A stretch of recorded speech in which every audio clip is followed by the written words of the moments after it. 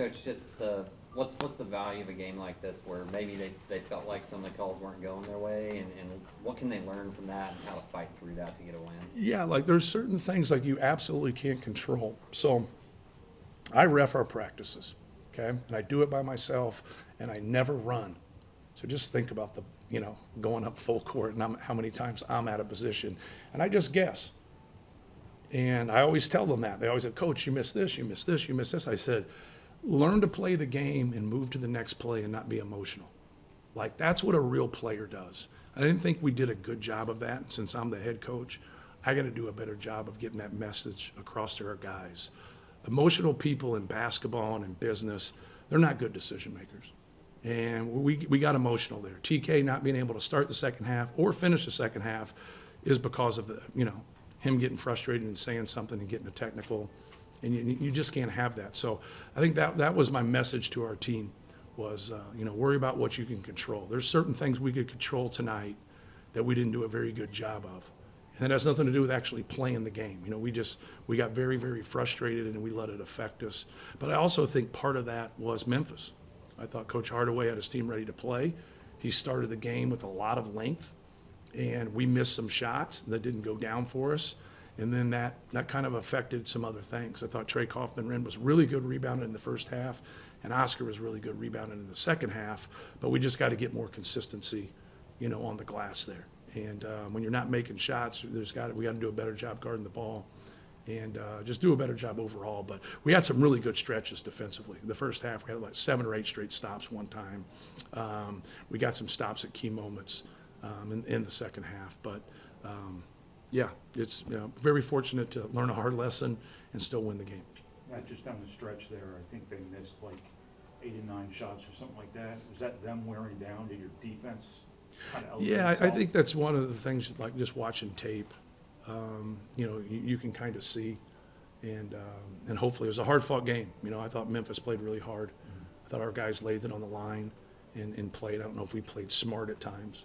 We lost our composure a little bit, as we discussed. But I thought both teams played pretty hard, and it was important getting those stops. We just had a couple costly turnovers there, against the press. We over-dribbled once. I don't even know the call because you got a 3-foot box outside. You can move both feet. You can't run, but you got a 3-foot box, and you can move within that 3-foot box.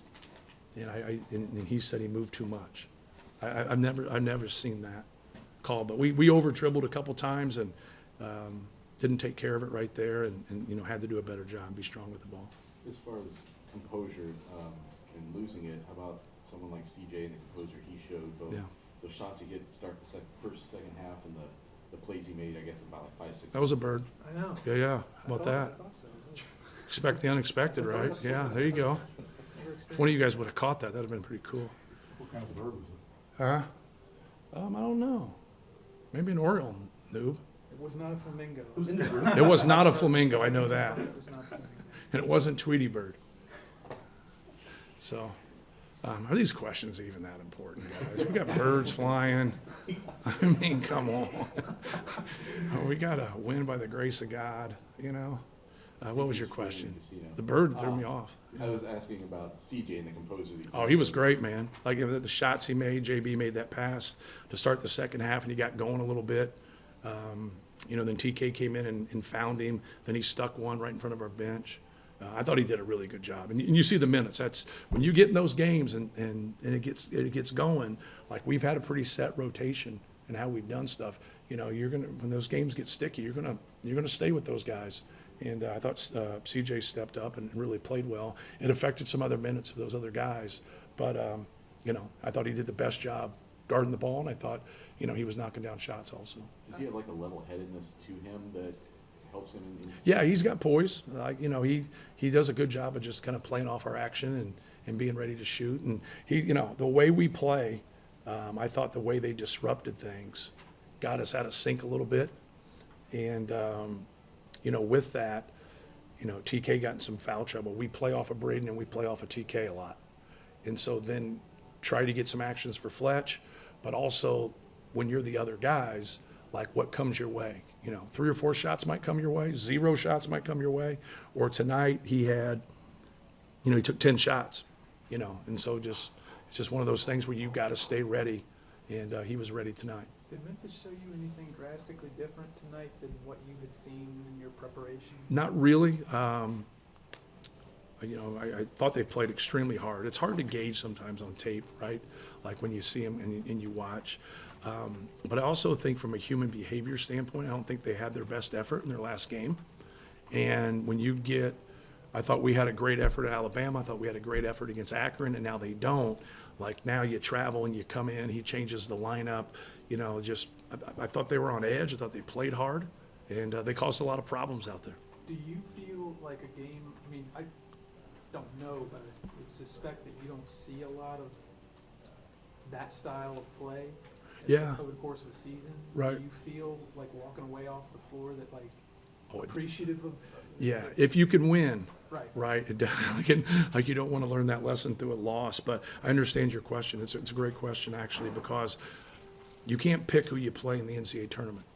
And so, like, if you don't play some pressing teams, if you don't play some trapping teams, if you don't play physical, athletic teams, so like last year we played 4 teams in the SEC just because of that. Just kind of to your question, we're in the Big Ten. We get stereotyped in our league like we walk the ball up the court, and we don't. There's some people that are more patient than others, but we have some teams that really, push the basketball and score the ball a lot. But then, what's the chunk of your league and how it is. So we've always tried to go out and play really, really tough schedules because organically it brings a lot of different styles that might cause you some problems.